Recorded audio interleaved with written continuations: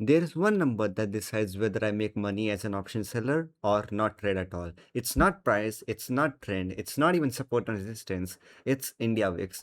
And depending on where this number is, I either trade in full size, I cut my position in half, or I completely stay out of the market. See, and in the end, I will give you a 3-step framework on how to actually use this strategy and not lose money. Most people think VIX is a fair index, which is well true, but that's the headline version.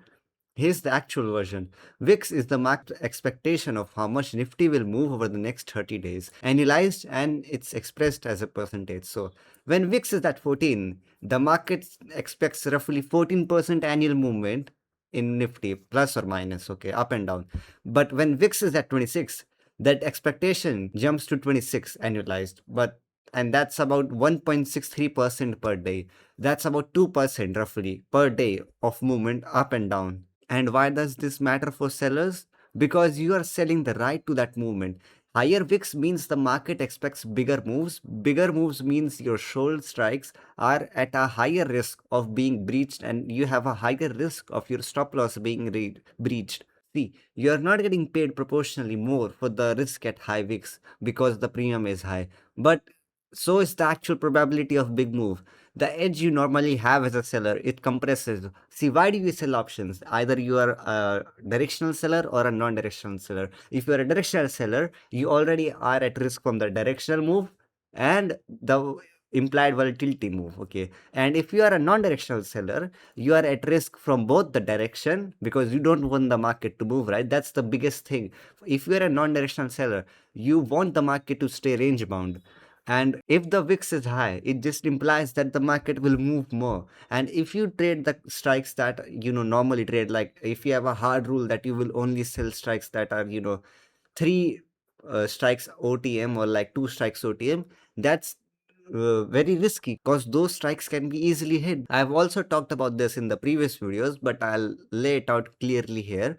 When VIX is at below 20, you can do a normal position size. You can do whatever position size you normally do. That's on you because the market is relatively in a controlled volatility environment and selling will make sense and theta works predictably. IV crush on expiry is very reliable and it's a good strategy. While when VIX hits 20, you can start to cut your position to half lots. Suppose if you do like 5 lots, you can now cut to like 2 lots because the risk of a sudden large move is now elevated. You are still trading, but you are giving yourself more room to be wrong, and this is the point where you start to change your strikes, go a bit more out of the money. But when VIX goes above 30, I do not sell options. I just step aside completely because when VIX is above 30, the market is pricing in an extreme uncertainty. The premium does look attractive, but that's the trap. The move that happens at VIX above 30 can blow through your strikes so fast that no hedge can even save you in time. These are not arbitrary numbers. VIX at 20 is roughly the historical threshold where Nifty starts making intraday moves that can breach normal strangle widths in a single session. And normally, but practically speaking, market very rarely hits 30. The last India VIX hit 30 was on June 4th, I think. We have June 4th here, and that was the election day results. And before that, it was in 2022 during the Russia invasion of Ukraine. So it's very rare that the VIX hits 30. This time it almost hit 30, but it topped out at about 28. But listen, what I'm trying to say is when VIX goes to 30, that's where the tail risk becomes real. And so, how do you actually use this? Step 1. Before you place any position, open India VIX, not after entry, but before. Check where the market is at right now. And step 2. Map where VIX is to your position size. You should know in advance what your full lot size is and what your half lot size is. This shouldn't be a decision you make in the moment.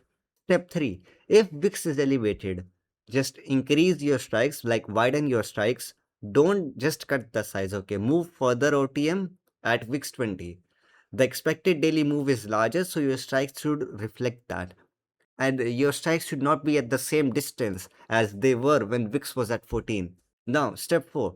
You have to recheck VIX if you are in a multi-day position. I know a lot of you are intraday, but if you are a multi-day trader, like a weekly trader, you have to check if the VIX can move from 16 to 24 overnight during a global event. And if VIX crosses your threshold while you are already in a position, what you should do? Like, you should reduce your position, of course, but do not ignore that. If the mistake most sellers make is that they check VIX once after entry and forget it exists. VIX is a live input, not a one-time filter. See, you have to check this number every day at morning or whenever you take a trade.